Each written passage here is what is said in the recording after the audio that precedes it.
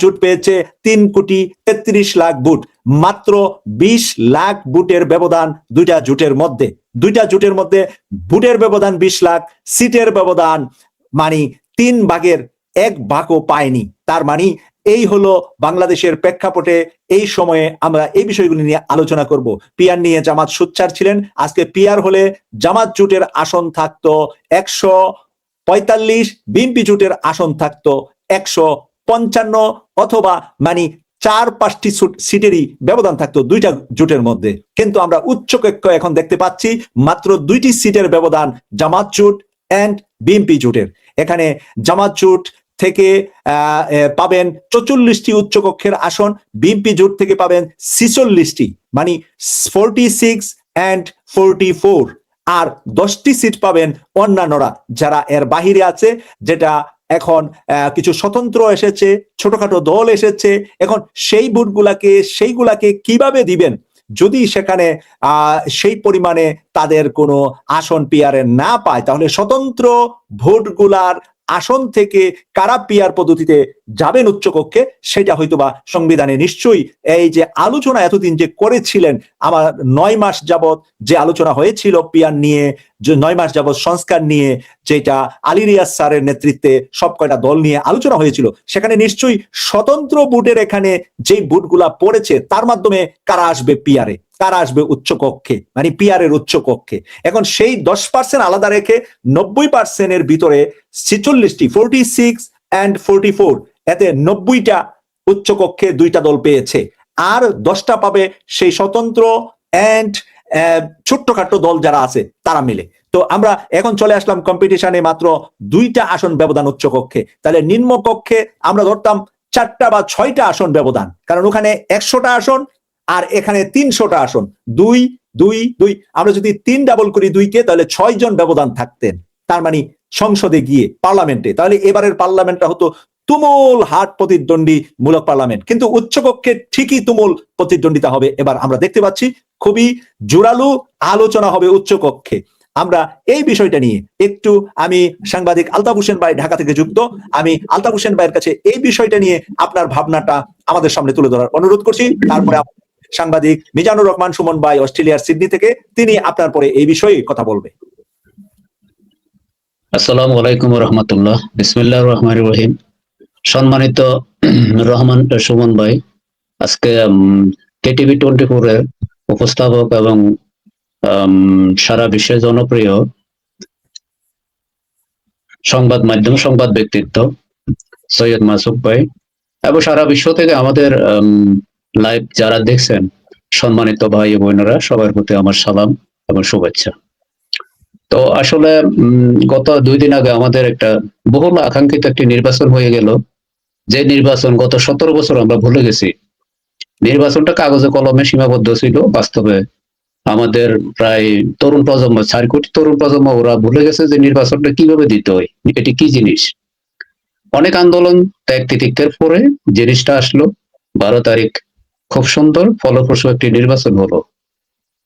কিন্তু দেখা গেছে দিনভর যাই ছিল, সন্ধ্যা হয়ে এবং রাত যত গভীর হচ্ছে ততই একটা নতুন একটা আবার আমরা একটা ষড়যন্ত্রের গন্ধ পাচ্ছি, এবং এখানে আসন নিয়ে, পার্সেন্ট নিয়ে, ভোট নিয়ে, ভোট বাতিল নিয়ে অনেক কিছু ব্যাপার স্যাপার এখানে আসছে, যেটা হিসাবে মিলে না, কোনো অঙ্ক মেলানো যাচ্ছে না ঘটনা কি হচ্ছে আসলে। তো এখানে আজকে একটি মিডিয়াতে এসছে ৭৪ লক্ষ ভোট যেখানে বাতিল করা হয়েছে। কেন বাতিল হয়েছে ওখানে ব্যাখ্যা, তারা সঠিকভাবে ভোট দেয় নাই, ভোট দিয়েছে সঠিক জায়গা মতো সিল পরে নেই, এই কারণে।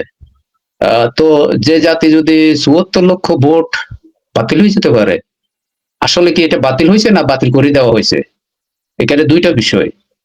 পৃথিবীর অন্যান্য দেশে ভোট হয় কয়েকদিন ব্যাপী, লং টাইম, পর পর পর পর।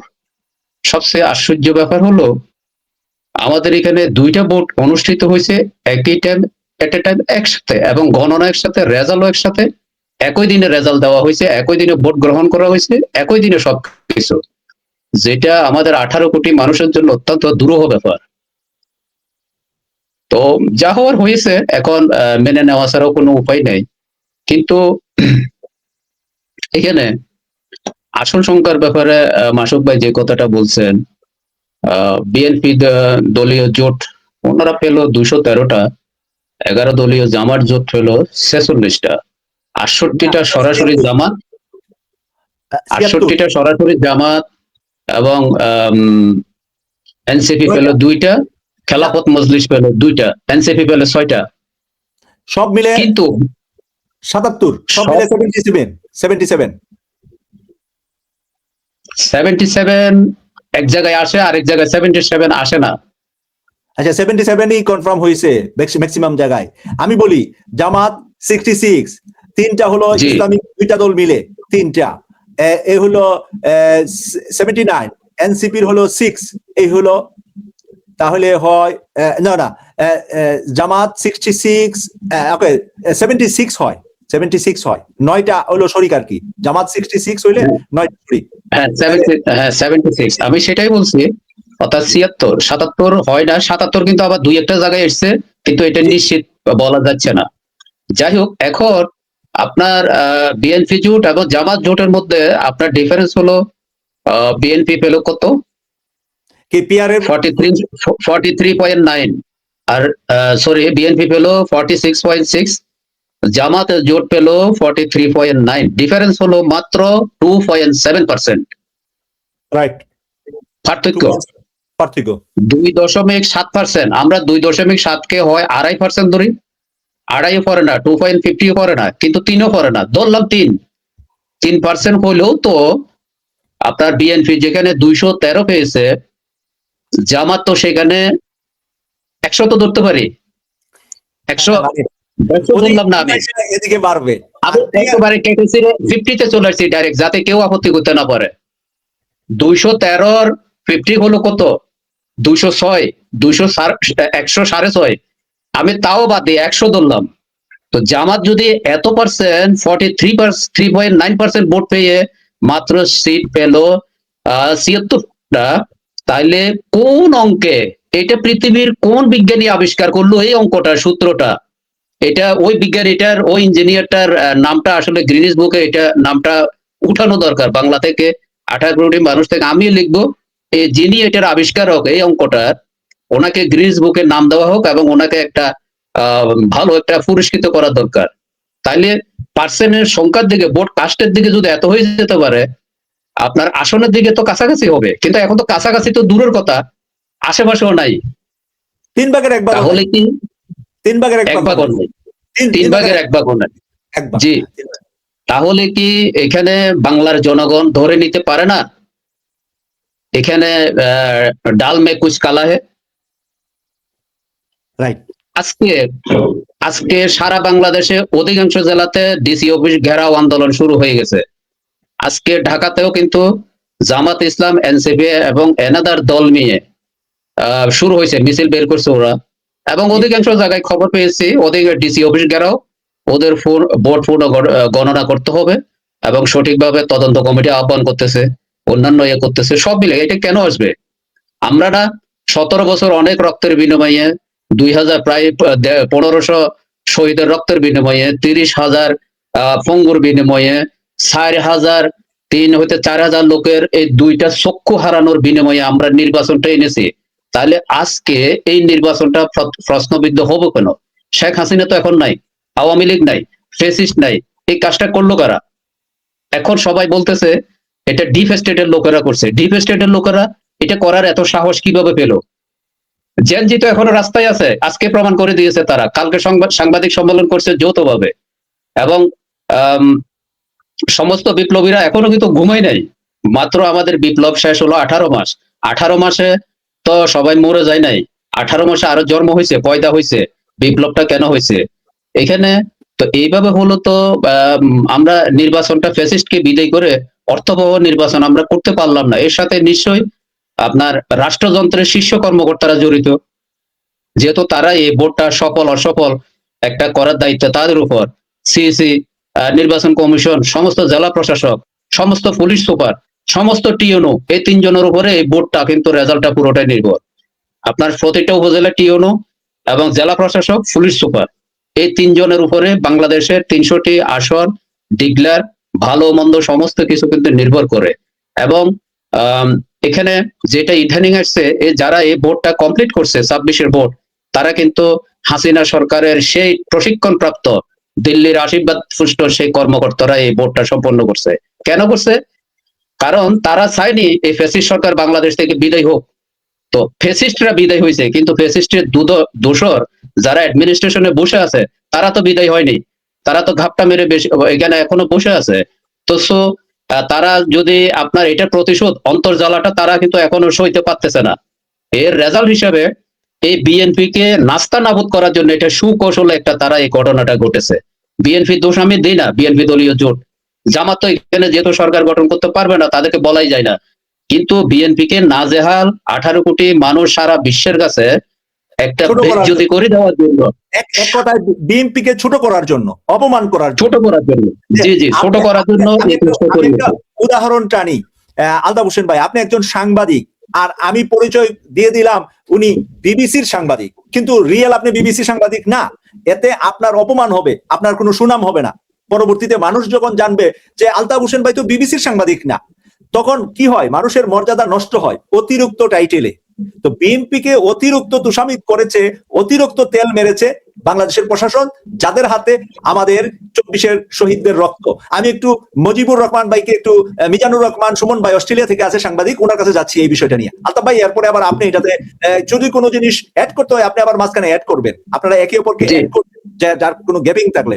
মিজানুর রহমান সুমন ভাই, জি আপনি জি যে কোনো মুহূর্তে আপনি এখানে অ্যাড করবেন কোনো জিনিস এখানে গ্যাপিং পড়লে। মিজান ভাই, এই যে আলতাফ হোসেন ভাই ঢাকা থেকে কথা বলছে, আপনি অস্ট্রেলিয়া থেকে সাংবাদিকতা করেন, বহুদিন আগে থেকে আমার সাথে সম্পর্ক, আমার সাথে লাইভ করেছেন, আর ওখানে আপনি 16 বছরের মতো সাংবাদিকতা করছেন। একটু আপনি বলবেন যে আলতাফ ভাই যে যে কথাগুলো পয়েন্টগুলো বলছে, ওখানে কতগুলো মিস হয়েছে বা কতগুলো ভুল হয়েছে বা কতগুলো রাইট আছে? জি, ধন্যবাদ আপনাকে সৈয়দ মাসুদ ভাই। আমি আপনার দর্শক শ্রোতা সবাইকে আমার শুভেচ্ছা ও ধন্যবাদ জানাই। আসসালামু আলাইকুম। আমি ভাই কিছু পরিসংখ্যানগত ত্রুটি আছে সেগুলি আগে বলার চেষ্টা করি। সেটা হচ্ছে, আপনি যে পার্সেন্টেজের হিসাবটা দিলেন, সেই পার্সেন্টেজটা বাংলাদেশের নির্বাচন কমিশন ঘোষিত কোনো পার্সেন্টেজ না। এমনকি এটা বাংলাদেশের কোনো প্রমিনেন্ট মিডিয়াও এই অ্যানালাইসিস করে নাই। এইটা হচ্ছে একটা ফেসবুকের পার্সেন্টেজ। এবং জামায়াত ইসলামী 179টা আসনে তাদের মূলত নিজস্ব প্রার্থী দিয়েছে, বাকিগুলোতে অন্যান্য দলের প্রার্থী ছিল, তার মধ্যে 30টা প্রার্থী ছিল। 179 থেকে যখন চরমুনায় চলে গেল 225 হ্যাঁ হ্যাঁ, 225টা একক একক একক একক বাকিগুলিতে এনসিপি। এর মধ্যে আবার চরমোনাই পীরের নিজস্ব আসনে ওদের কোনো প্রার্থী বোধহয় ছিলই না। না, আর একটা কম। আর পার্বত্য এলাকায়ও তাদের প্রার্থীরা কোনো ভোট পায় নাই।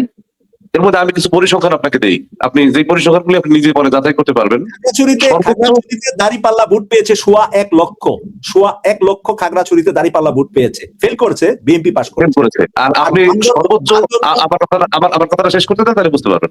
হ্যাঁ হ্যাঁ, সর্বোচ্চ ব্যবধানে 1.5 লাখের বেশি ভোটের ব্যবধানে যারা জয় পরাজয় নির্ধারিত হয়েছে, এবং 5 জন আছে। এই 5 জনের মধ্যে 4 জনই বিএনপির যারা জিতেছে 1.5 লাখের বেশি ব্যবধানে। যেমন ওই কিশোরগঞ্জের আপনাদের এই আলম সাহেব, এরকম আর কি 1.5 লাখের বেশি ব্যবধানে একজন শুধু জামায়াত ইসলামী। 1 লাখের বেশি ব্যবধানে জিতেছে 26 জন। এই 26 জনের মধ্যে 24 জনই বিএনপির, একজন জামায়াতের, একজন এনসিপির। তো এই যে পরিসংখ্যানগুলি আছে, সেইগুলি আমরা আস্তে আস্তে অ্যানালাইসিস গুলি পাচ্ছি।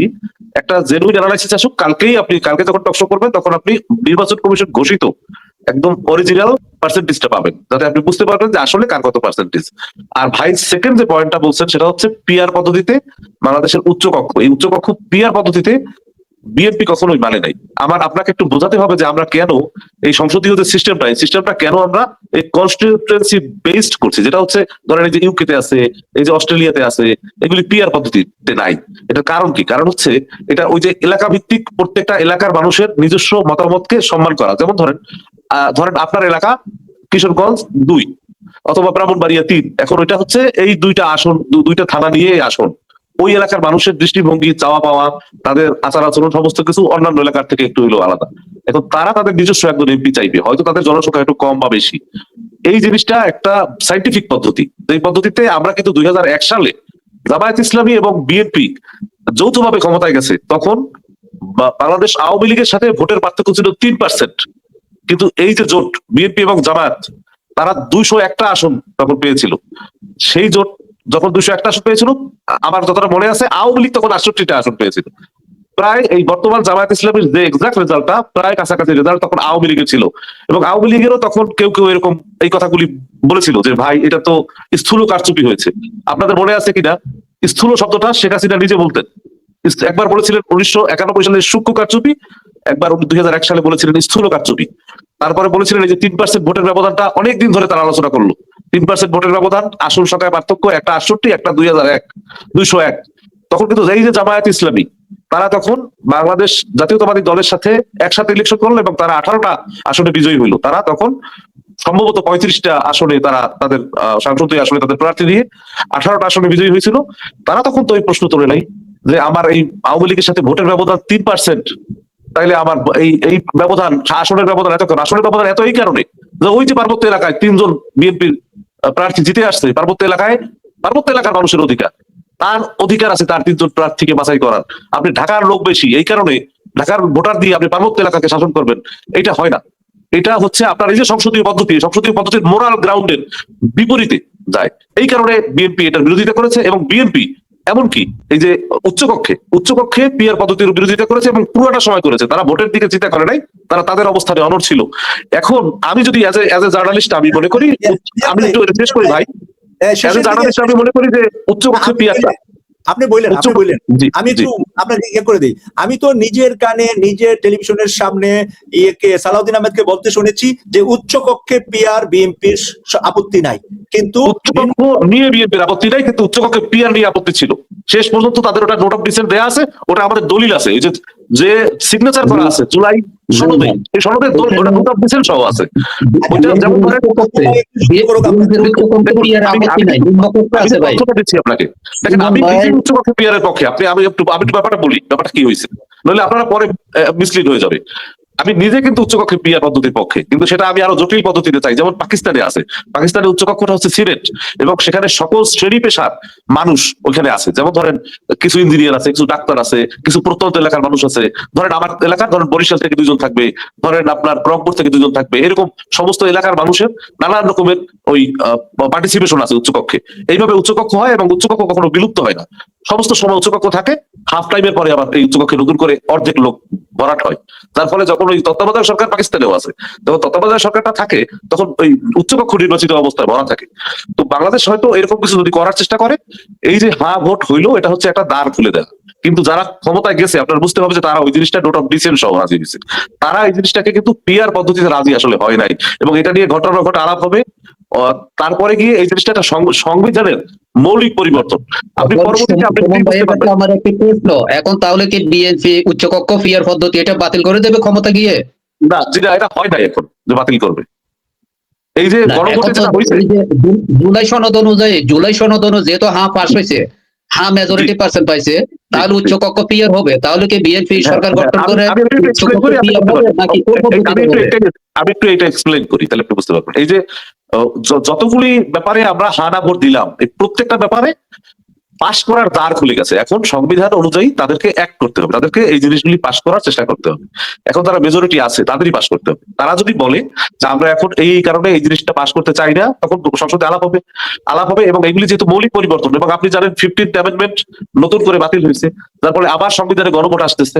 সংবিধানে গণভোট আসলে কি হবে, এই যে মৌলিক পরিবর্তনগুলি বিএনপি আবার চ্যালেঞ্জ করলে আরেকবার গণভোটে যেতে হবে। এবং এই ব্যাপারটা হচ্ছে এমন যে আপনি যখন সংসদে পাশ না করবেন, 2/3 মেজরিটি ছাড়া এটা পাস হবে না। এই শুধু গণভোটের যে ম্যান্ডেট, এই ম্যান্ডেটে এটা অটো পাস হবে না। 2/3 মেজরিটি শেষে লাগবে, এবং সেটা হচ্ছে এমপিদের হাতে, এবং তারাও নির্বাচিত। এটাই হবে শেষে। আপনি দেখবেন যে ঘটার পর ঘটাই মাসুক ভাই এটা নিয়ে আলোচনা করতেছে আজকে থেকে 2 মাস পরে। এই জন্য আমি অগ্রিম বলে দিলাম রমজানের পরে আমি অগ্রিম বলে দিলাম যে কি হইতেছে, এবং এইটাই হবে। তখন বিএনপি ওনারা বলবে আমার তো ওই সময় না করা ছিল, আমার নির্বাচনী ইশতেহারে ছিল আর উচ্চকক্ষ করব, আমার 31 দফা ছিল উচ্চকক্ষ করব, কিন্তু সেটা ছিল এই পদ্ধতিতে, যেটা হচ্ছে সংসদীয় আসন যে পদ্ধতিতে হয়েছে।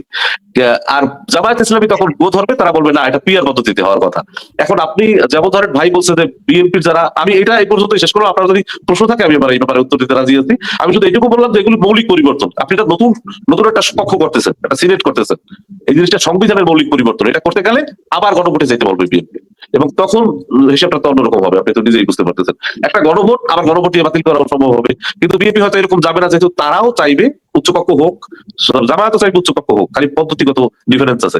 এবং আমি নিজে আমার মতামতটা দিই এই অর্থে যে আমরা চাই শুধু জামায়াতের এতজন না বিএনপির এতজন, তাতে তো আপনি সব শ্রেণী পেশার মানুষকে আসলে ইনক্লুড করতে পারলেন না ভাই। এটা করতে হলে আপনার করা উচিত এই জেলা থেকে এতজন, এই জেলা থেকে এতজন, এই ধরনের পেশা থেকে এতজন, নারী এতজন, পুরুষ এতজন, সমস্ত মানুষের ওইখানে একটা মিলন মেলা হওয়া উচিত। এই 100 জন আসলে তো আমাদের পার্লামেন্টই ফাংশনাল না। আপনি উচ্চকক্ষ আরো 100 জন লোক দিয়ে ভিআইপি ভরাইবেন, আর তো কোনো কাজ করবেন না মাসুদ ভাই। ওনারা শুধু ফ্ল্যাগ দিয়ে ঘুরবে ভাই, তাদের আসলে তেমন কাজ থাকবে না। আর যদি আপনি জামায়াতকে প্রাধান্য দিয়ে উচ্চকক্ষ বানান, যেহেতু বিএনপি এখন সংখ্যাগরিষ্ঠ, তারা উচ্চকক্ষের হাতে কোনো ক্ষমতা দিবে না, তাইলে আপনার ওইটা দিয়ে লাভ কি? উচ্চকক্ষের ক্ষমতা তো নিশ্চয়ই এই যে 9 মাস যাবত যে কাজ করেছেন প্রফেসর আলী রিয়াজ স্যার, তো এই যে সংস্কার নিয়ে কাজ করেছেন, তো উচ্চকক্ষের কি দায়িত্ব হবে, কি ক্ষমতা হবে, এটা ক্লিয়ার নির্ধারণ করে নাই ওনারা। ওই গণভোটের ওখানেও দেখবেন লেখা আছে, ওটা বিস্তারিত দেখবেন, যেমন প্রেসিডেন্টের এবং প্রধানমন্ত্রীর ক্ষমতার ভারসাম্য, কিন্তু প্রধানমন্ত্রী প্রেসিডেন্টকে কতটুকু ক্ষমতা দিবে এটা লেখা নেই, এটা নির্ধারণ করবে পার্লামেন্ট। আচ্ছা, আরেকটা যে আছে দলের প্রধান, তার দায়িত্ব, দলের প্রধানের দায়িত্ব ছেড়ে দিয়ে শপথ নিতে হবে এই প্রধানমন্ত্রী, এটা কি এটাও সাংবিধানিক ভাবে পাশ হইলেই শুধু এটা করতে হবে। যেমন বর্তমানে যদি তারেক রহমান এটা করে, যদি উনি দলের প্রধান পদত্যাগ না করে শপথ গ্রহণ করে প্রধানমন্ত্রী হিসেবে, তাহলে সেটা কনস্টিটিউশনের বাইরে হবে না। এখন সংবিধানে ওইখানে বিএনপি নোট অফ ডিসেন্ট ছিল এই, যেটা ইন্ডিয়াতে আছে, যে ইন্ডিয়া প্র্যাকটিস আকারে আছে, যে যখন একটা মানুষ পার্লামেন্টের প্রধানমন্ত্রী হিসেবে চলে যায়, তখন সে তার দল থেকে অটোমেটিক পদত্যাগ করে, সে নিজে থেকে এটা করে, এটা কোনো আইনে নাই, এটা ভারতের আইনে নাই। এটা কেন করে? না, অ্যাজ এ প্র্যাকটিস, গণতন্ত্রের উন্নত প্র্যাকটিস। এবং বিএনপি এটা বলছিল যে আমরা এটা অ্যাজ এ প্র্যাকটিস আমরা এটা করবো, এবং সেটা হয়তো তারা করবেও। সেটা যদি তারা করে, 2 বারের বেশি প্রধানমন্ত্রী থাকা যাবে না, তারেক রহমান নির্বাচনী বক্তব্য দিয়েছেন। এখানেও তারা এটা মেনে নিছে। এই জিনিসটা তারা প্রথমে অনেক এদিক ওদিক করার পরে শেষে গিয়া যেভাবে জামায়াত ইসলামী বলছে ওইভাবেই মানছে। এই জিনিসটা তারা ওইভাবেই মানবে যে পরপর 2 বারের বেশি হইতে পারবে না। যদি বিএনপি বলছিল প্রথমে পরপর 2 বারের পরে একবার গ্যাপ দিতে হবে যাতে স্বৈরাচার না আসে, কিন্তু জামাত বলছে না, 2 বারের পরে হইতেই পারবে না।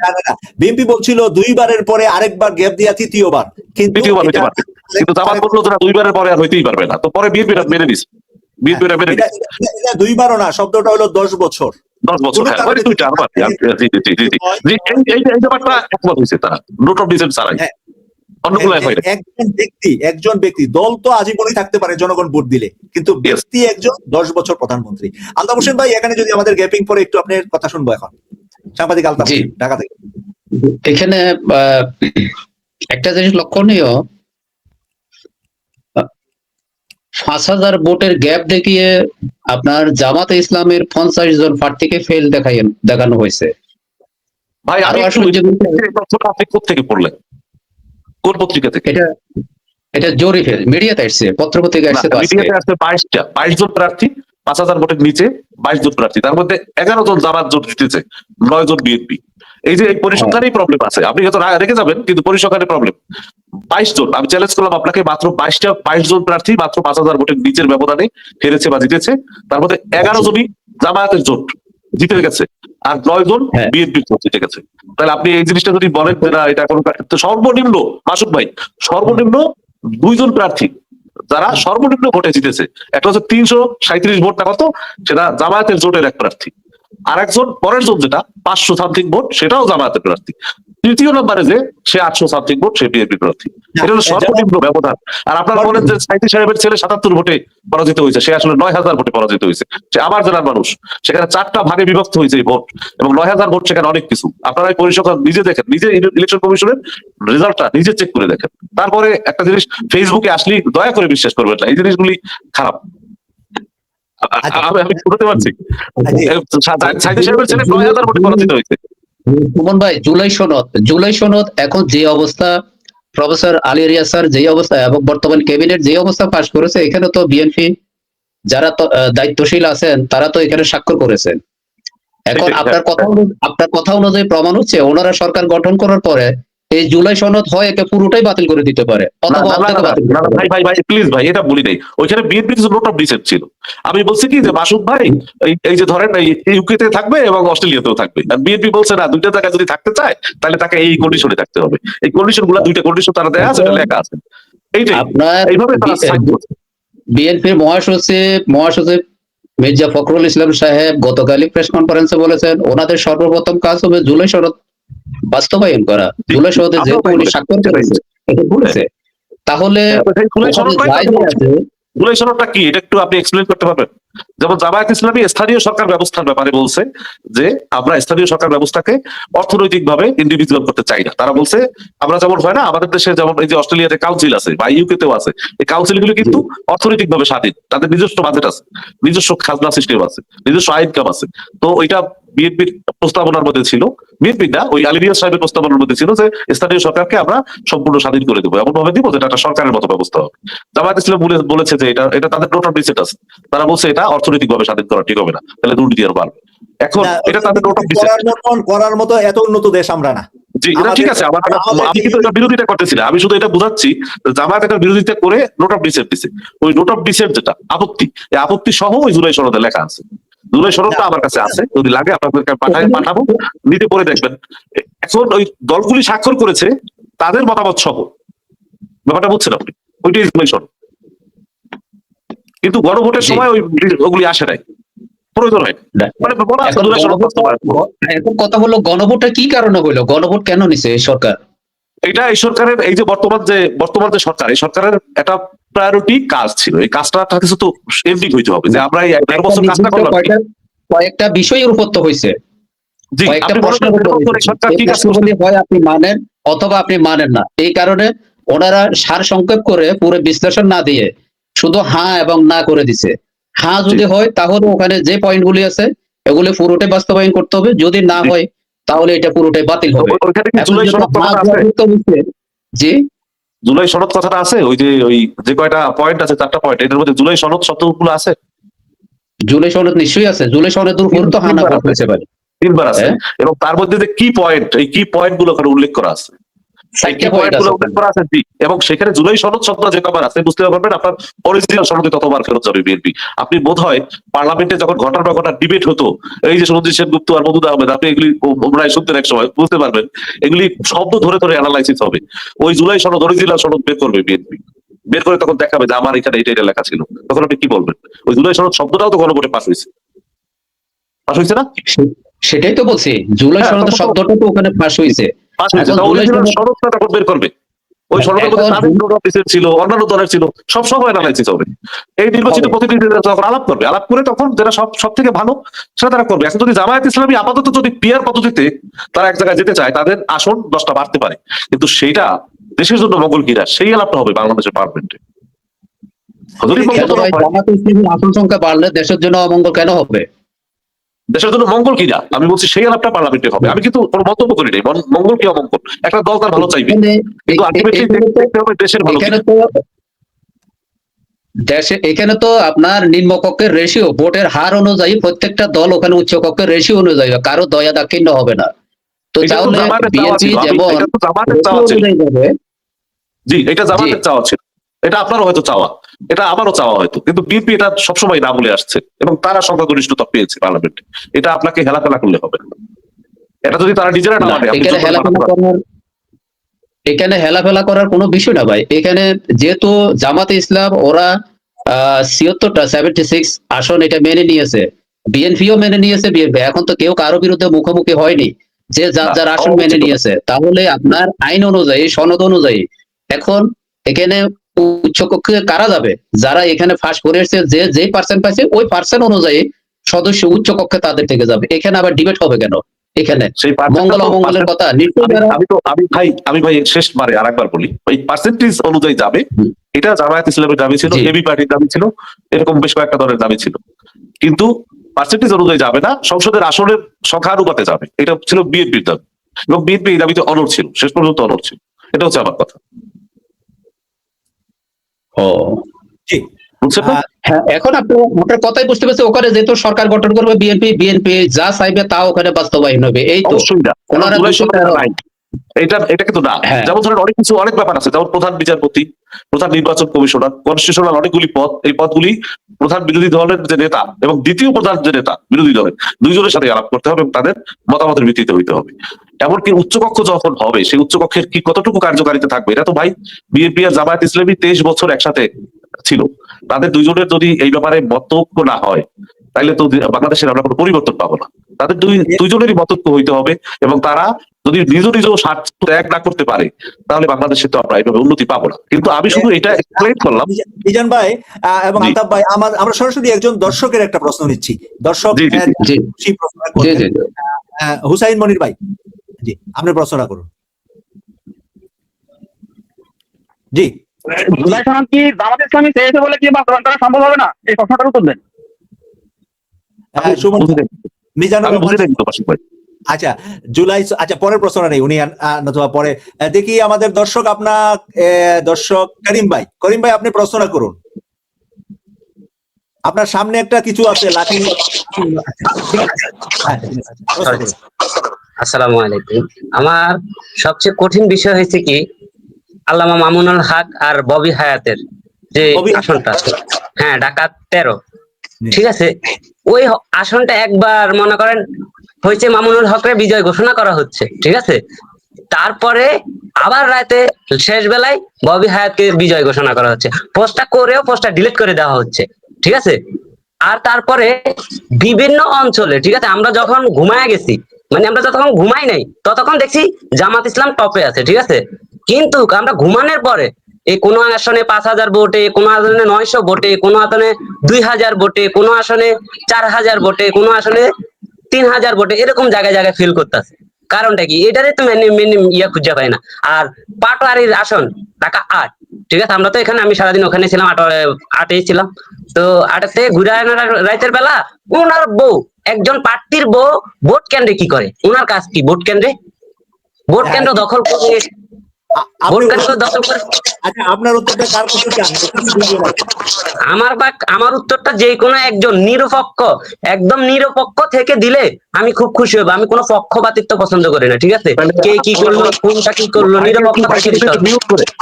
মাইকে যদি একটু মিউট করে রাখেন আমি উত্তরটা দেই। ভাই থাকুক, যদি সন্তুষ্ট না হয় আপনার উত্তর। আচ্ছা উনার এখানে একটু নয়েজ হয়, উনি দেখতেছে, আপনি লাইভে থেকে শুনেন। মিজান ভাই প্রথমে বলবেন, আলতাফ হোসেন ভাই বলবেন। এটা ঠিক, আমি একটু বলি, সেটা হচ্ছে উনি বলছে না, একটু আমি এই পোস্ট দেখছি, একটু পরে আবার অন্য পোস্ট দেখছি। এই পোস্ট কাদের জানেন? এই পোস্ট হচ্ছে আপনাদের, আমাদের। এগুলি নির্বাচন কমিশনের কোনো পোস্ট তারা দেখেনি। নির্বাচন কমিশন কোনো বক্তব্য বলে নাই যে ওই বক্তব্য উনি দেখছে বা ঘুমাইছে, ঘুম থেকে উঠে অন্য কিছু দেখছে। নির্বাচন কমিশন দুই রকম কোনো কথা বলে নাই, এরকম কোনো মিডিয়াতেও আসেনি। তো উনি দেখলো কিভাবে? যেখানে হয়েছে আপনাদের এজেন্ট, ধরেন আপনি একজন প্রার্থী আর ওই ভাই একজন প্রার্থী, দুইজনেরই প্রত্যেকটা কেন্দ্রে এজেন্ট আছে। ওই এজেন্টের সামনে নির্বাচনের রেজাল্ট ডিক্লেয়ার হয়। ডিক্লেয়ার হওয়ার পরে ওই এজেন্টের সইও থাকে। ওই এজেন্টের, যেমন মির্জা আব্বাসের আসন বলেন, এই যে ববি হাজ্জাজের আসন বলেন, প্রত্যেকটা আসনে জামায়াত ইসলামীর এজেন্ট ছিল, ববি হাজ্জাজের এজেন্ট ছিল, অন্যান্য আরো 5-7 জন প্রার্থী ছিল, প্রত্যেকটা প্রার্থীর এজেন্ট ছিল। এবং এই যে নির্বাচনটা, এই নির্বাচনটায় আমরা গণহারে আওয়ামী লীগের মতো যেমন এজেন্ট বের করে দেয়, এই দেয় সেই দেয়, এই ব্যাপারগুলি আমরা খুবই কম দেখছি। সেনাবাহিনী অত্যন্ত অ্যাক্টিভ কাজ করছে, যার ফলে এই প্রত্যেকটা ঘটনা এজেন্টদের সামনে করছে। এখন কি হয়েছে, যেটা জামায়াত ইসলামীর লাইনের বিজয়ের কথা, যেগুলি ওই এজেন্টদের কাছ থেকে প্রত্যেকটা সিট তাদের কাছে আছে, তারা তো এগুলি বলে দিচ্ছে নির্বাচনী অফিসে, তারা ওইগুলি আগে কাউন্ট করে তাদের ওয়েবসাইটে তাদের যে ফেসবুকের পোস্টে টোস্টে দেওয়া শুরু করছে। যেগুলি বিএনপি লাইনের বিজয়, সেগুলি বিএনপি ওনারা দেওয়া শুরু করছে। এখন যেই ভাইয়ের কাছে ফেসবুকে তার জামায়াত লাইনের লোক বেশি, সে ওই লাইনের রেজাল্ট বেশি দেখবে। যে লোকটা বিএনপির অ্যাক্টিভিস্ট, তার ধরেন ফ্রেন্ড লিস্টে সব বিএনপির লোকজন, সে দেখবে শুধু বিএনপি লাইনের রেজাল্ট। যার ফলে যেটা হয়েছে, ওই ভাই যে অভিজ্ঞতাটা নিয়ে বললো কথাটা, এক্স্যাক্টলি ওটা বিপরীত অভিজ্ঞতা আমি দেখছি। শুরু থেকেই দেখলাম, মানে আমি দেখছি কিরকম। আলতাফ হোসেন ভাই কি দেখছে? সাংবাদিক আলতাফ ভাই ঢাকা থেকে, একটু বলুন। না, হ্যাঁ, এখানে আপনার ওই ববি হাজ্জাজ এবং মামুনুল হক সাহেবের যেটা বলছে, তবে মধ্যরাত পর্যন্ত এখানে টোটাল রেজাল্টটা প্লাস এসছে আপনার হলো মামুনুল হক সাহেবের পক্ষে, পাস দেখাইছে। কিন্তু যখন মধ্যরাতের পরে রাত যত গভীর পার হয়ে গেল, 12টা-1টা যখন পর হয়ে গেল, তখন এরপর ববি হাজ্জাজকে ফার্স্ট দেখাচ্ছে, মামুনুল হক সাহেবকে মাইনাস দেখাচ্ছে। এখন কথা হলো, সুমন ভাই যেটা বললো, এগুলো কে করছে? এগুলো তো চ্যানেল থেকে, নির্বাচন কমিশন থেকে যে রেজাল্ট চ্যানেলে গেছে সেটাই প্রকাশ করছে, সেটাই দেখাইছে। কিন্তু এক পর্যায়ে গিয়ে শেষ পর্যন্ত টোটাল মামুনুল হক সাহেবের টোটাল রেজাল্টটা একেবারে ডিলিটই করে দিল, শুধু ববি হাজ্জাজের ফাঁস আসতেছে, ববি হাজ্জাজের রেজাল্টটা আসতেছে। এখানে জনগণের আপনার সন্দেহের তীরটা বেড়ে গেল। এখানে কিরে, এখানে দুইজনের রেজাল্ট আগে পাশাপাশি আসছে, প্লাসও আসছে মাইনাসও আসছে, কিন্তু যখন রাতের শেষ পর্যায়ে গিয়ে তখন হুজুরের রেজাল্ট কমপ্লিট একেবারে আসছেই না, তখন হুজুরের যারা ভক্তবৃন্দ আছে, ভোটাররা, তাদের ভিতরে তখন রাগ বিদ্রোহ বিরাট একটা প্রশ্ন আসছে, নিশ্চয়ই হুজুরকে পরিকল্পিতভাবে ফেল দেখানো হচ্ছে। স্টিল এখনো একই জিনিসটা এখানে বহাল আছে। মামুনুল হক সাহেবের অনুসারী ভোটার যারা আছেন তারা এটাই এখন বুঝ করে নিয়েছেন যে ওনাকে আপনার একটা উদ্দেশ্য প্রণোদিত হয়ে ওনাকে ফেল দেখানো হয়েছে। ববি হাজরাকে আপনি বুঝতে ফাঁস পেরেছি। করে দেওয়া হয়েছে। আমি একটু এক মিনিট ভাই, আমি একটু এক মিনিট যুক্ত করি। নেক্সট প্রশ্ন সেমই আসবে, সেম প্রশ্নই আসবে।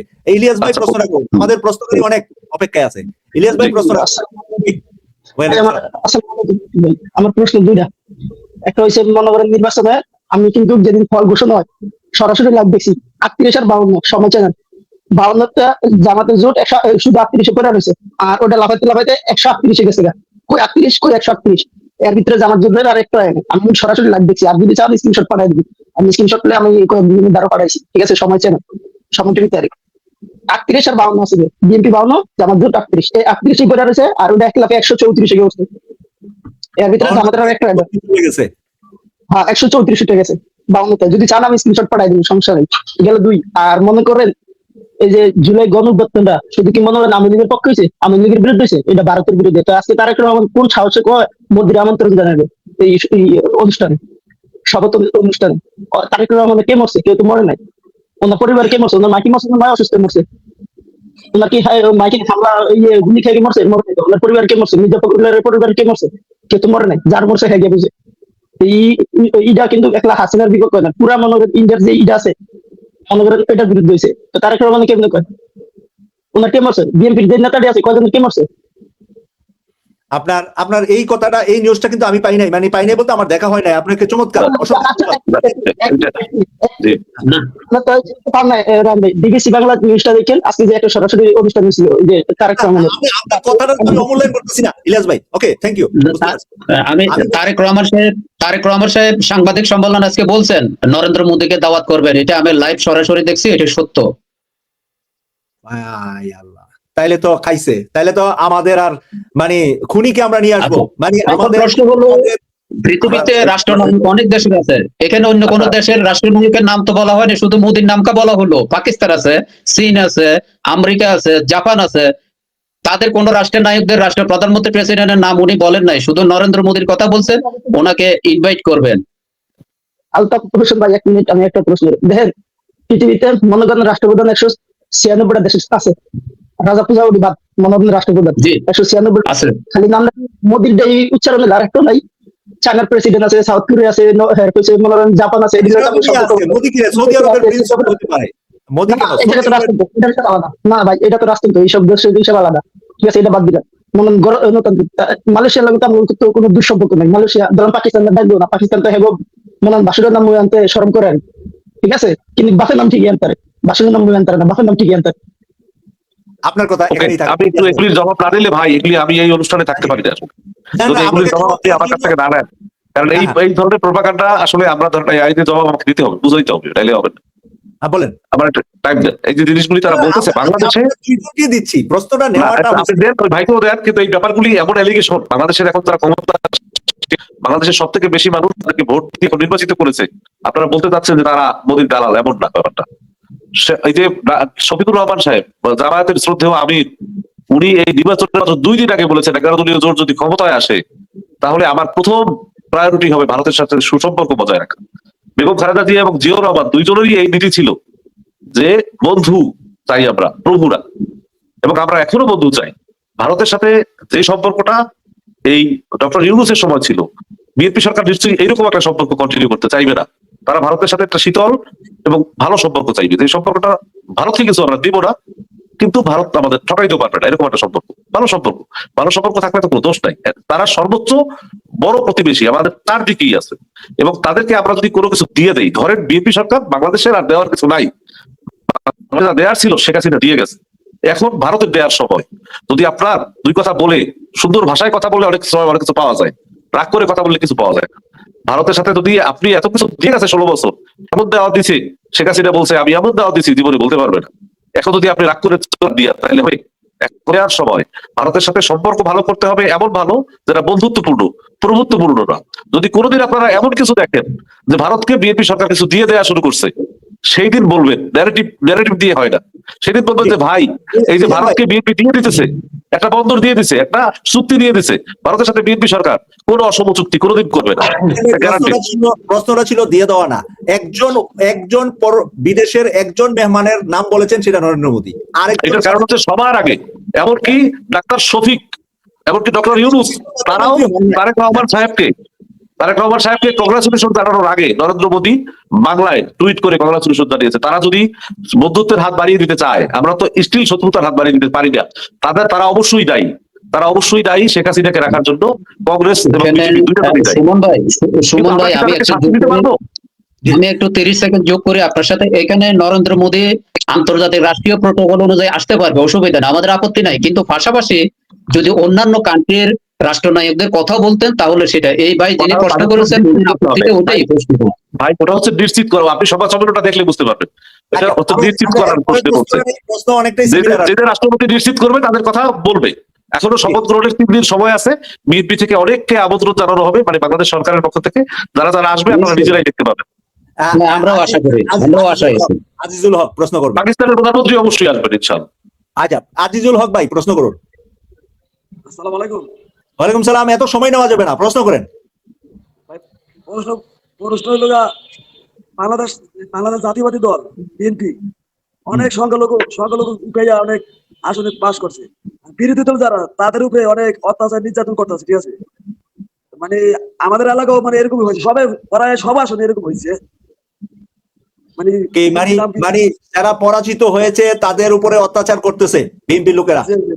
যে এবার আমিও নিজেও এটার ঠিক আছে, আমি নিজেও কেন্দ্রে থাকতে পারি নাই, আমি কেন্দ্র থেকে আমাকে আমার আপন মামা জামায়াত ইসলামীর ছিল, এজেন্ট ছিল, তার বাড়িতে ইট মারছে 8-10 জন